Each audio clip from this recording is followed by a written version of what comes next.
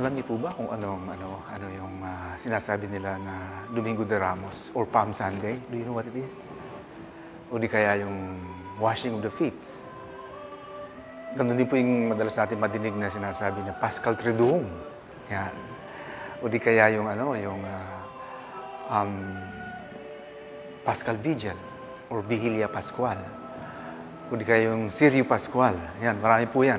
Marami mga terms na sa buong Holy Week, sa buong Semana Santa, na naririnig natin madalas, pero minsan hindi natin nalalaman kung ano talaga yon.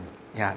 Dito po sa page na ito, click lang po kayo at i-explain po sa atin yung lahat ng pinaka-importante ng mga celebrations po sa buong Semana Santa. Pagmula po sa Palm Sunday or Domingo de Ramos hanggang doon sa Paschal Vigil at pati na nga po doon sa Salubong.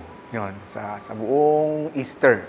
Ano po ang ibig sabihin nito? Dito po tayo sa page na ito na tinatawag natin Catechesis on the Holy Week.